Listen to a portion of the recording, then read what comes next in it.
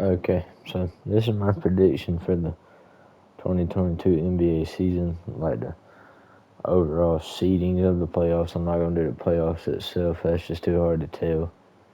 As I mean, the season hasn't even started yet. This is just like the raw placements. I think we're just gonna go into in the playoffs. Number one, I have the Jazz because they were the number one seed last year. Pick up Hassan Whiteside. He's a solid big. They pick up Rudy Gay. He's a solid forward, even though he's older. And trying to remember, I think they picked up Eric Pascal from the Warriors. He was really under the radar. He's a really solid role player. He could definitely become a starter later in the league. He keeps improving every year. And then number two, I have the Nuggets. They don't have Jamal Murray, but I mean, I think this team is really built more for the regular season. I don't know how much overall success you can have in the postseason though with a big man that doesn't play defense in the postseason. He's the reigning MVP. Thought that MVP was a little iffy, but I mean, I'm just gonna leave it at that. In the 3 seed, I had the Lakers.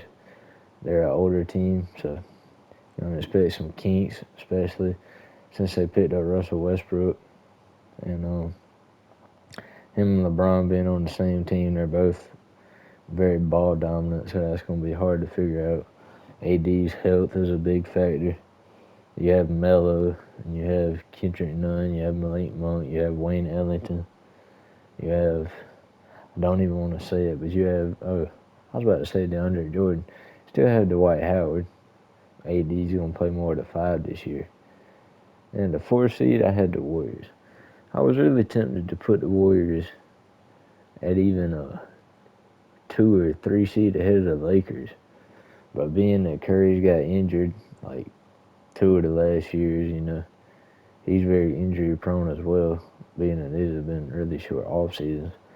But yeah, I think I have them in a comfortable spot at the 4 seed. They'll get Clay back eventually, but he hasn't played in nearly 2-something years. Like, it's been a crazy amount of time. I don't even remember what was really going on the last time he played, because I think that was like pre all this crap that was going on. Like, the last game he played was in the finals, maybe against Kawhi. Like, it's been that long. So yeah, I don't know. But I mean, if he comes back at least half of that player, I feel comfortable with them running deep in the playoffs, and they might even be a higher seed by the time this video ages a little bit. At the 5 seed, I have the Suns. I'll be honest, I thought that championship run was a fluke. They have one of the best teams in the league, though. They just need a real, true superstar. I know they have Chris Paul, but I mean, he's getting up there in age. I don't really think you can call him a superstar anymore. He's definitely still a star. Superstar? No, I don't think so. Just because of age. But yeah, I have them as a 5 seed because, like I said, I think that whole playoff run was a fluke. I mean, I do respect the team, but it was pretty much injury riddled up until the finals when they faced the Bucks, and then the Bucks just turned it around on them and smacked them real quick. And the 7 seed, I have the Mavs. This is not very inducive of Luka Doncic. Might think I'm a Luka Doncic hater because I have him as a 7 seed.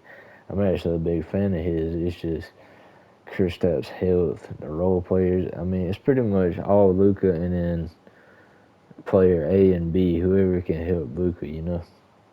With Kristaps being hurt all the time, I think they should try to move off him and get him some solid help. But yeah, that's basically my thoughts on the Mavs. I don't know if any of the moves went under the radar, and I just didn't see. But I mean, Kristaps, your second best player, he's very solid. But again, he's injury prone, so that's kind of tough. And the 8 seed, probably the most controversial part of this whole video. It may age bad, but when you don't have a top 5 player in the NBA on your team and he's prone not to rush back from injury, he's known to play it safe.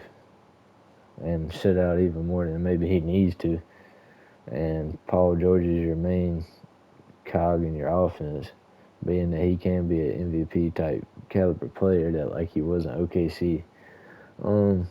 Yeah, I don't know. I mean, I respect Ty Lue as a coach for what he did in 2016. I honestly respect him for what he's doing with this team. They have Marcus Morris, Terrence Mann, Luke Kennard, Reggie Jackson, people like that. But I mean, I don't know. I feel like this is a safe spot to put them. They could definitely be up to at least a 6 seed, but I don't know. So this would put Luka and Paul George in the play-in. I mean, I feel pretty confident in saying that. And then, oh yeah, I think I skipped Trailblazers. I had them at 6.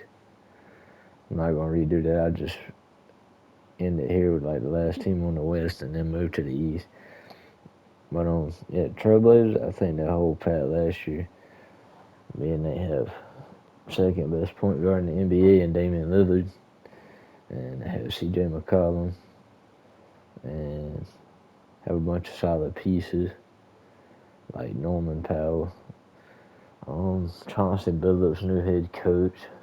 That's why I'm also very hesitant to put them higher, because he's a new head coach. I respect his NBA mind and his greatness as a player, but it's a whole different ballgame as a coach. But yeah, that's pretty much all I have to say about them. Actually, it's not. If Nurkic can get back to his former self after all them injuries, which was some crazy stuff, I mean, I'm surprised he's even able to play at the level he is now, considering all those injuries. But I feel like he's the X factor for the team to be able to get them where they want to go. And then quickly, I'm just going to move to the 1 seed with the Bucks. I don't feel like there's much I need to say there, being that they had the best player in the planet. Finals MVP, Giannis. They got better and brought most of their players back. Mike got his job saved by Giannis. I just moved to the 2 seed with the Nets. I'm not even going to touch on Kyrie. I'm just going to pause. But I'm not even going to talk about that situation necessarily, because I'm just going to go into it thinking that he's not going to play at all. I don't think he'll get traded either. But, yeah, I just had them comfortably at the 2 seed. They have top 3 player in the world in KD. Most people think he's the best player, bar none. I don't think that. I think it's Giannis, because Giannis beat him. Even though he had a shoe on the line, that's still the fact. So Giannis is the better player right now to me. He's the Finals MVP, and he's improving his jump shot every time he practices. So yeah, I have the Nets at the 2 seed. They also have James Harden. It's the best duo in the league, and it's not even close. Signed Patty Mills in the offseason. Yeah, at the 3 seed, I have the Hawks. This might be high to a lot of people, but I mean, I have faith in the coaching staff and Trae Young, Clint Capella, and them boys. Gallo, Herder, all very good young players. And yeah, Trae Young is gonna have one hell of a season, I expect. And 4 seed, I'm getting to Miami. They could definitely be higher. They could even pull off the 1 seed based on what they have. They have Lowry, they have Butler, they have Hero, Oladipo, Bam. I mean, that team's just loaded. And they also have a top 3 coach in the NBA. I think he's about top 2. I don't know. I don't know who you would technically call the best coach in the NBA right now. Maybe it's him, because I don't think the Bucks winning the championship was really Mike. I think it was more Giannis and Chris Middleton. But yeah, that's all I had to say about them. Not the Bulls. They got Lonzo now, and they got Vucevic, one of the most underrated players, very underrated center, and all their young pieces that I can't even talk about because I really don't know them. I'm going to see going into this season, but based off my respect for Lonzo and Levine, and then you get Vucevic, I know he's dangerous. he always got the Magic to the playoffs just by himself with a bunch of good role players. So when you pair Vucevic with Levine and Lonzo, I think you're going to be a pretty good team in the East, especially. And at 6, I have the Sixers. They were the 1 seed last year, and this might seem low to a lot of people. But with the Ben Simmons drama going on, I know he's reported to the team as practicing and all that stuff. But with the toxicity of that situation, I think that's going to drop him a good bit. Potentially seeing him getting traded at the deadline as well because of how much he don't want to be there. I don't think they're going to be able to mend that relationship because, Doc Rivers and Embiid kind of threw Ben Simmons under the bus, I say unfairly. Even though, he did have a rough playoff stretch. I don't think that's something you come out publicly and say. I feel like you just do that behind closed doors in a locker room. I'm just going to move on to the 7th seed, which is the Celtics. I really didn't know where to place the Celtics. I feel like they're falling under the radar. They have, I say top 15 player in the league in Tatum. Most people probably have him higher. I don't know. I'd have to sit down and look at the list. But he's definitely a top player in the league. I'm pretty sure he's borderline top 10 at this point.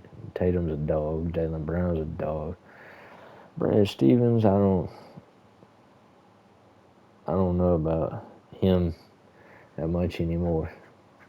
But Marcus Smart be your primary point guard now instead of Kemba. I think that's an upgrade. And I have them as a 7 seed, but I wouldn't be surprised if they got all the way up to a 4 seed. Now the 8 seed, I have the Knicks. I don't know. They got Kemba. They're gonna get Mitchell Robinson back, but I think that team was mostly hype and not results because nobody saw the Hawks doing what they did to him. Trae Young got a hold to him and he ended them, and then actually took 2 games off the Bucks. I'm kind of biased, but they could definitely make some moves at the trade deadline down the road, and I come back to analyze this and maybe not like where I placed them in this video. But I have them pretty comfortable at an 8 seed fighting the Celtics for a play-in. But that's pretty much my playoff placements going into this year. Let me know what you thought in the comments, if you thought I was crazy, if you agree with me on some of them. I already know that the Clippers one is going to be very controversial. But when you don't have a top 5 player on your team anymore and you're known to take time off to be extra safe when he gets injured, I think that's a very fair placement for him. But that's pretty much my thoughts on that, and catch you in the next one.